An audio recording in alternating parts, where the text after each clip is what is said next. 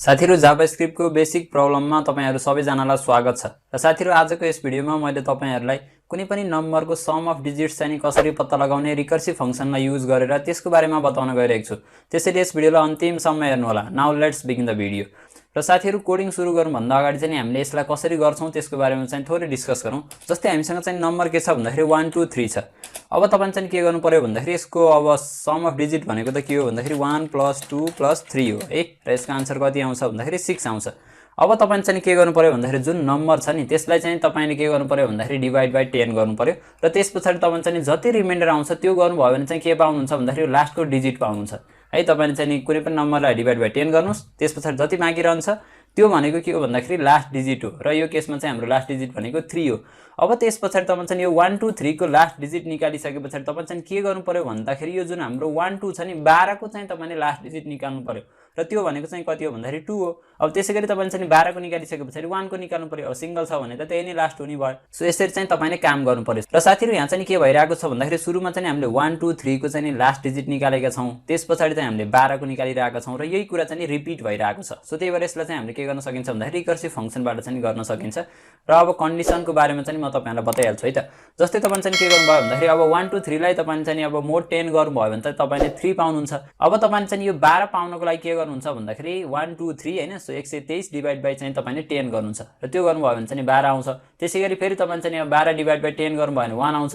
त्यसपछि तपाईले चाहिँ 1 डिवाइड बाइ 10 गर्नु भयो भने चाहिँ के हुन्छ भन्दाखेरि 0 हुन्छ। सो हामी चाहिँ के गर्नु पर्यो भन्दाखेरि 0 आइसकेपछि चाहिँ रोकिनु पर्यो। सो अब चाहिँ हामी डाइरेक्ट कोडिङ तर्फ लागौं। साथीहरु भिडियो मन परिरहेको छ भने यस्तै प्रोजेक्ट्सहरुको लागि यस च्यानललाई सब्स्क्राइब गर्न नभुल्नु होला। र साथीहरु भिडियो लाइक गर्नुको साथसाथै अरु साथीहरुसँग पनि शेयर गर्नु होला। अब सबैभन्दा पहिला चाहिँ म युजरबाट इनपुट दिनको लागि चाहिँ एउटा भेरिएबल क्रिएट गर्छु लेट नम भनेर। सो यसमा चाहिँ म प्रम्प्ट र यसमा चाहिँ म इन्टर अ नम्बर भनेर दिए। त्यसपछि तपाईले चाहिँ के गर्नुस् भन्दाखेरि एउटा फंक्सन डिक्लेयर गर्नुस् हैन। फंक्सन यसमा चाहिँ अब सम भनेर दिनुस्। त्यसपछि तपाईले चाहिँ के गर्नुस् भन्दाखेरि यसमा हेर्नुस् है। सबैभन्दा पहिला चाहिँ के कन्डिसन चेक गर्नु पर्यो भन्दाखेरि अब यहाँ चाहिँ तपाईले एउटा अब प्यारामिटर लिनुस् हैन। सो यसमा चाहिँ n भनेर लिनुस्। त्यसपछि तपाईले यहाँ चाहिँ के गर्नुस् भन्दाखेरि यदि हाम्रो चाहिँ n चाहिँ के भयो भन्दाखेरि इक्वल टु 0 भयो भने तपाईले चाहिँ के रिटर्न गर्नुस् भन्दाखेरि 0 रिटर्न गर्नुस्। किन भन्दाखेरि तपाईले चाहिँ 0 प्लस समथिङ गर्नु भयो भने के हुन्छ त्यसले केही पनि असर पार्दैन। त्यसपछि तपाईले यहाँ चाहिँ के गर्नुस् भन्दाखेरि रिटर्न र यसमा हेर्नुस् है हामीले चाहिँ अब यसको लास्ट डिजिट निकाल्नु पर्यो 1 2 3 को। त्यो भनेको के हो भन्दाखेरि जुन हाम्रो चाहिँ n हुन्छ त्यसपछि तपाईले चाहिँ यहाँ चाहिँ के गर्नुस् भन्दाखेरि मोड 10 गर्नुस्। सो मोड 10 गर्ने बित्तिकै के हुन्छ 3 आउँछ।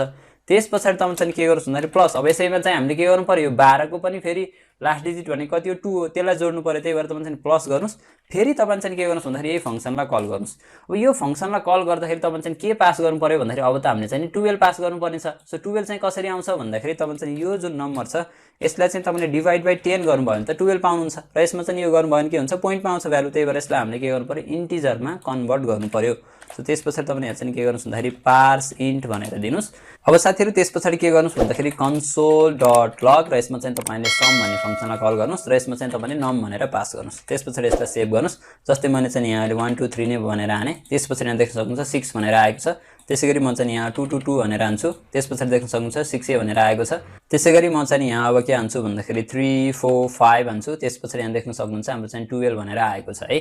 सो यसरी चाहिँ तपाईले के गर्न सक्नुहुन्छ भन्दाखेरि कुनै पनि नम्बरको चाहिँ सम अफ डिजिट्स पत्ता लगाउन सक्नुहुन्छ रिकर्सिभ फंक्सनलाई युज गरेर। सो यहाँ चाहिँ तपाईले अलवेज के बुझ्नु पर्यो भन्दाखेरि रिकर्सिभ फंक्सनबाट गर्दाखेरि त्यसको एउटा बेस कन्डिसन हुन्छ। तपाईले बेस कन्डिसन चाहिँ डिजाइन गर्नु पर्यो र अब हामीले चाहिँ त्यो रिकर्सिभ स्टेप पनि पत्ता लगाउनु पर्ने हुन्छ के है। कति बेला चाहिँ हामीले त्यो फंक्सनलाई फेरि कल गर्ने हो त नि त्यो कुरा चाहिँ बुझ्नु पर्यो। र अर्को मेन बुझ्नुपर्ने कुरा के छ भन्दाखेरि रिकर्सिभ फंक्सनले चाहिँ के गर्छ भन्दाखेरि कुनै पनि बिगर प्रब्लम छ भने त्यसलाई चाहिँ हाम्रो सिम्पल बनाएर गर्छ के। सो यो कुरा चाहिँ बुझ्नु भयो भने तपाईले चाहिँ के गर्न सक्नुहुन्छ भन्दाखेरि कुनै पनि प्रब्लमलाई रिकर्सिभ फंक्सनबाट सजिलैसँग गर्न सक्नुहुन्छ।